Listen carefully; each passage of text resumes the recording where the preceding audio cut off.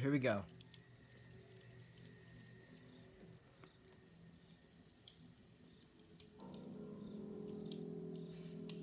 Just getting spirit of Halloween this way. When I was a kid, my parents would sometimes bring me down to my aunt and uncle's place to stay for the weekend. Mainly, I'd spend time playing with my two cousins who were around the same age as me. They lived on a small farm with plenty of open space, and we could run around doing heck yeah, open space. If we thought we could get away with it, the three of us would sometimes cross over to the neighboring farm about half a mile away. It had been abandoned for decades, with a scattering of derelict buildings and other structures still standing on the property, just begging to be explored. This was, of course, a gold mine for three adventurous young boys such as ourselves, especially after my cousins told me stories about the deaths that took place in the house. It was pretty classic fare. Man goes crazy, axe murders his entire family, hangs himself, returns every night as an angry spirit looking for new victims. Good, grisly stuff. Scared me, actually. Even at that age, I knew they were probably making it up, or at least embellishing old rumors. But seeing as how the setting lent itself so well to such tales, I allowed myself to buy into it. One afternoon, we decided to play hide and seek. When it was my turn to hide, I ran off for a flimsy brown barn that had living quarters on top, and climbed the stairs looking for a good spot. There was still furniture inside, and personal belongings lay scattered across the floor. I maneuvered over broken dishes, tattered clothes, and crumbling books, eventually coming to a small room with a closet. Jackpot. There were even long black dresses still hanging on the rod that I could hide behind. I stepped inside and managed to force shut the folding door. Sorry. My only illumination was a slit of sunlight that shone through the crack in the door from a nearby window. I crouched down with knees tucked into chest and waited. Some time passed, and there was still no sign of my seekers. I waited some more, debating if and when I should give myself up. After nearly an hour, this was starting to get boring. My head drooped. I woke with a jerk. It was pitch black. Drowsy and confused, I forgot for a minute where I was or what I had been doing. I'm being scared right now. As it came back to me, the realization that it was now nighttime and that I had been abandoned here filled me with sinking dread in the pit of my stomach. I tried to get up, but a sudden cramp in my calf kept me grounded. I squirmed about, waiting for it to pass, when I heard a door slamming shut downstairs, and instantly froze. One of my cousins? There was a brief period of silence, then footsteps at the bottom of the stairs. But not just footsteps, a thud too. After every other step. These weren't the footfalls of a child. They were slow, heavy, deliberate. I held my breath, praying they would go away. They did not. The noises continued to ascend. I'm so scared. After another moment of silence, the walking resumed. This time along with a steady scraping sound, like something heavy being dragged across the floorboards. The footsteps made their way through the debris and wandered aimlessly through the various rooms. I thought I could smell something faintly putrid. The constant scrape sent cold shivers coursing down my arms and back. My worst fears were realized when the steps reached the bedroom doorway. They got closer and closer, and finally stopped directly in front of the closet door. I couldn't see a thing. After an agonizing pause, they continued on, over to the other side of the room and out the doorway again. They faded away down the hallway. I waited for what seemed like an eternity. There were no more sounds now, and I was trying to build up enough courage to open the door and flee.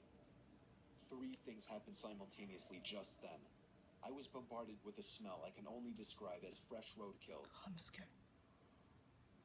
I heard raspy breathing behind me in the dark closet, and I felt hot breath against the nape of my neck. That was enough for me to hurtle myself out from the confines of that nightmare space, relying on memory and scant moonlight to navigate through the darkened house. All the while, I heard footsteps chasing behind me, closing in with terrifying speed. It was a clumsy, torturous escape full of trips and bumps and blind stumbling. I never looked back. At least... Oh, shoot. It's buffer. Oh my gosh.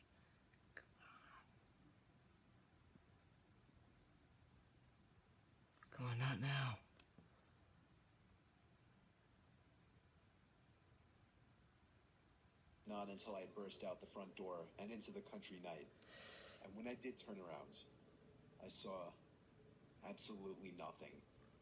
Oh. There were no more footsteps and nobody was chasing me. That didn't stop me from running, though, all the way back to my aunt and uncle's house. There was a police car in the driveway when I got back. My parents were there too, worried sick. Everybody demanded to know where I'd been. Apparently, when my cousins still hadn't found me by evening, they'd returned home to tell their parents. Eventually, the police were called in and informed me that they had already scoured every building on the farm. The insinuation that I was lying about my whereabouts didn't go unnoticed. None of it made any sense. It wasn't until years later that one of my cousins filled in a final piece of the story. He and his brothers had spent hours searching for me like they said, but the part they didn't tell anyone was that they thought they spotted me in the window of the bedroom I was hiding in. And when they got closer, they saw that it wasn't me. A young boy neither of them recognized was smiling and waving down at them and gesturing for them to come upstairs. That's when they ran back home. All of this while I slept in the closet.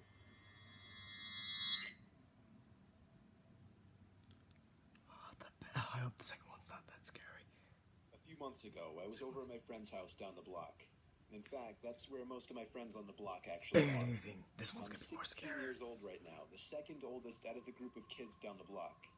There's Alan, who's 17, Dan, who's in the same grade as me, but a little younger, Johnny, who's 14, I know Johnny. Daniela, who's also 14, Nick, who's 13, I know Nick. and Tom, who's only 12 years old. I know Tom. There's a big age gap between some of us, but Alright. we're really the only kids on the entire block. Me and Dan were the closest friends, and we kind of just met all the other kids who lived around the area while we hung out originally. It started to become our Friday night tradition to play a big game of Manhunt by Daniela and Nick's house. We don't live in a typical suburban neighborhood. Our area is a lot more spacious and overall has a lot less people and houses. And for that reason, there wasn't a lot going on in our area, but it also made the game that much more fun. Yeah. It was our turn to hide first. I had 3 other kids on my team, but more notably, I had Dan on my team. Me and Dan both went next door to Mr. Nelson's old house. He was an old man who passed away a few years ago, and since then, no one has bought the house, leaving it vacant and a perfect prop.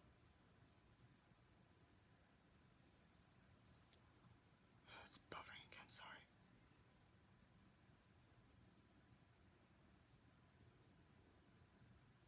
Come on.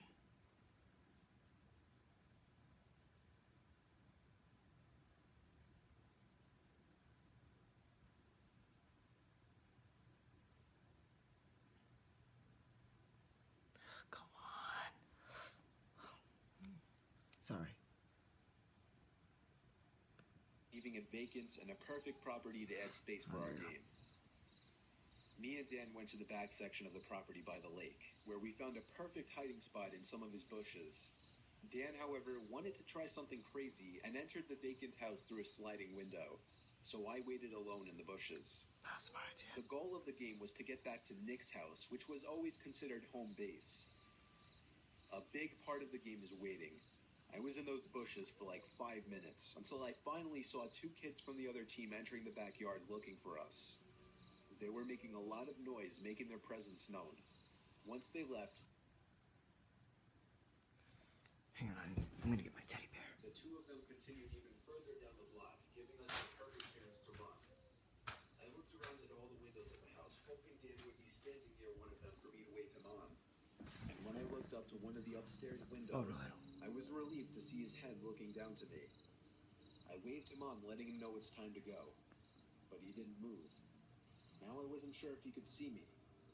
I went over to the window that he entered through, opened it, entered the house, and yelled up into the house calling Dan's name. I'm not even exaggerating when I say I felt like my heart stopped when I heard Dan's voice only a few feet away from me saying, "Dude, shh." I asked him how he got downstairs so quickly, and he just looked confused.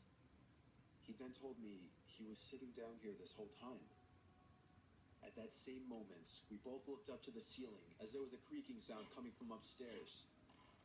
We both hopped back out the window and ran back to Nick's house, where we called the game off. We went to ask Dan's dad if somebody had moved into the home, but he was positive that nobody had lived there for 3 years. Me, Alan, Dan, and Dan's dad all went over to the house, where we entered the same way we had earlier. Dan's dad was familiar with the house, as he used to be good friends with Mr. Nelson. He led the way upstairs into the bathroom with a window I had seen someone standing at. He flicked on the lights, and besides a crumpled up reddish... Oh my gosh, come on. Sorry about this. Flicked on the lights, and besides a crumpled up reddish... Oh my gosh, come on, computer. Please don't do this, computer.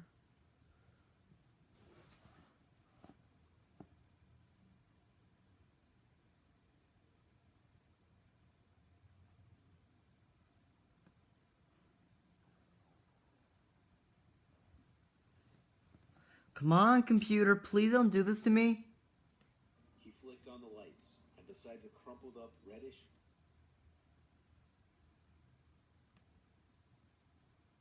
It's been reddish brown blanket on the floor. The room was empty. Gosh, stupid. Fun. Stupid thing, I sorry. had seen someone stand with a window... It's supposed to work. To the bathroom with a window I had seen someone standing at. He flicked on the lights, and besides a crumpled up reddish brown blanket on the floor, the room was empty. We went through the entire house and found nothing. Dan's dad Oh my gosh, stupid computer, come on. Sorry about this.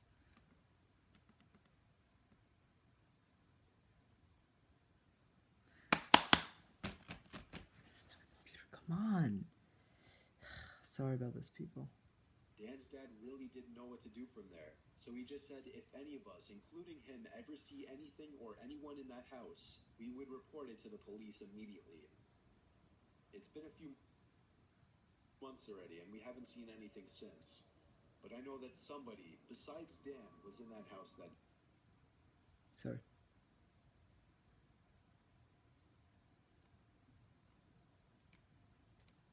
night.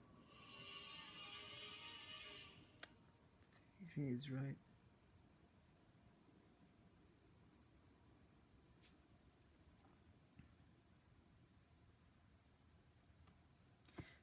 Man, that's creepy stuff.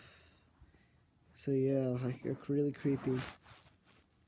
What's more creepy is that The Walking Dead season 7 is premiering tonight. Yeah, that's right. The Walking Dead season 7 is premiering tonight.